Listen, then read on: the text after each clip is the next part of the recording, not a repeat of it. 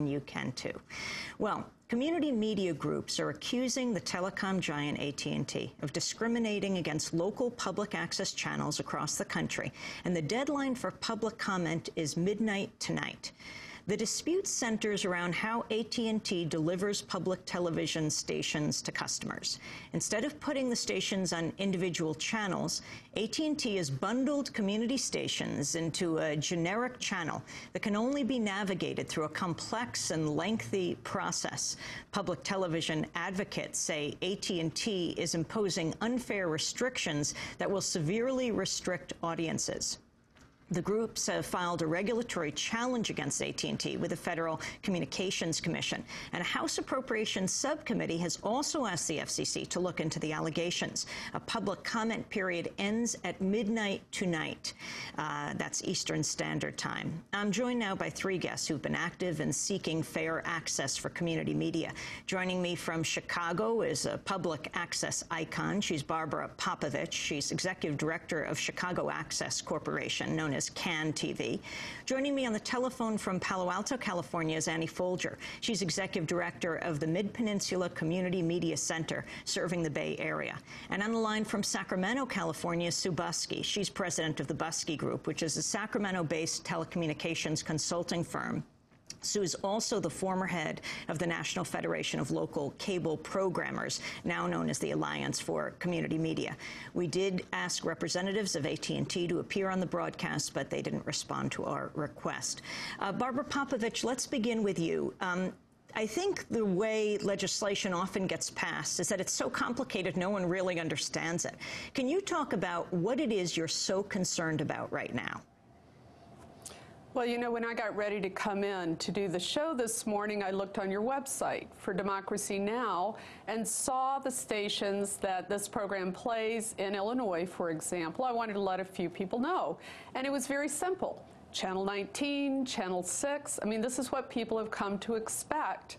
Someone who is a UVerse customer now picks up a program guide like this.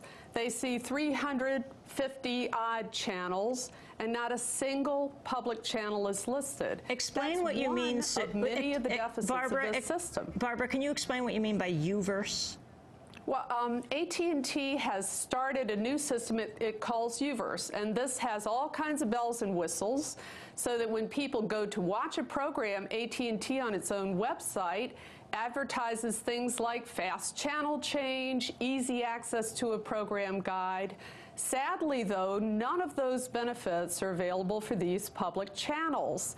People have come to expect to be able to do a simple thing like channel surf between a broadcast channel, a public channel, whatever they wish to see, to do a DVR recording when they go off to work during the day. 30% of the population now rely on DVR recordings in order to be able to watch the program they want to see. None of these benefits are available on UVerse, on AT&T's new product for television viewers for public access channels. And this is a grave concern for educators, government entities, for the emergency alerts that those cities put out, for local residents who want to communicate, for Democracy Now!, for that matter, to reach the people you're reaching every day. So this is really a very inferior system, and for the first time in the history of PEG access, it's a clearly discriminatory decision to put these channels in an inferior format in every way that matters to a viewer.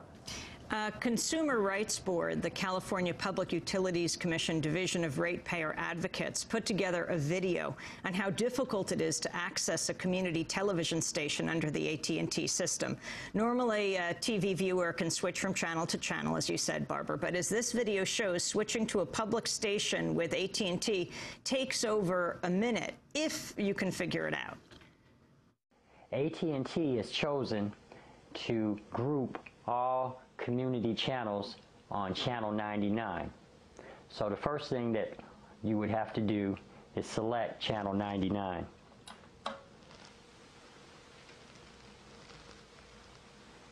As you can see in the lower screen, we're waiting for further instructions. It says OK.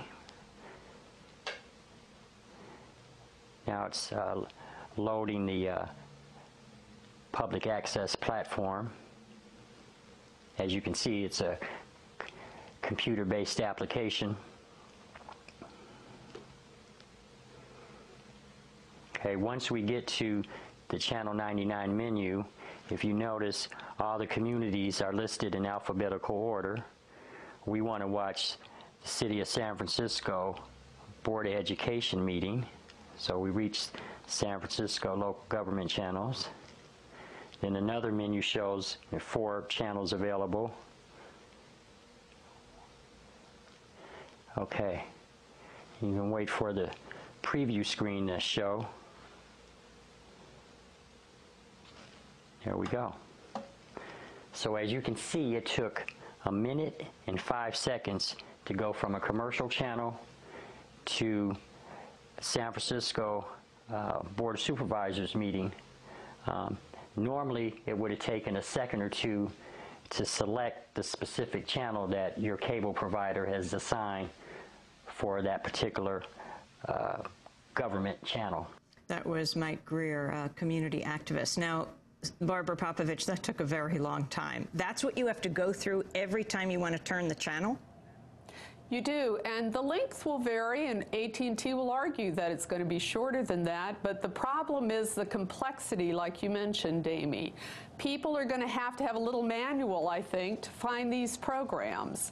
And when you think that these are educators, we've got 8 HIV/AIDS agencies, 4 domestic violence agencies. These are people that need immediate access to their audience, not to be shunted aside, moved off, out of reach, like one of our educators said, out of sight, out of mind for this programming. Annie Folger, you testified before Congress. You're the executive director of the Mid-Peninsula Community Media Center at Palo Alto. Explain your concerns in California. Well, one of the biggest concerns that we have focuses around the issue of closed captioning of educational programming. The FCC rules require that video program distributors pass through closed caption educational material as closed caption. AT&T passes through closed captioning on all of their commercial channels, but it does not and cannot pass through closed captioning on PEG channels. It can only offer the captioning as open, which means that it's always on the screen, which means that it's blocking a portion of the educational information that students are trying to benefit from. So this open captioning interferes with viewers who are not hearing impaired, and even viewers who are hearing impaired who cannot occasionally flip off the captioning to see the whole picture, to get the whole PowerPoint presentation.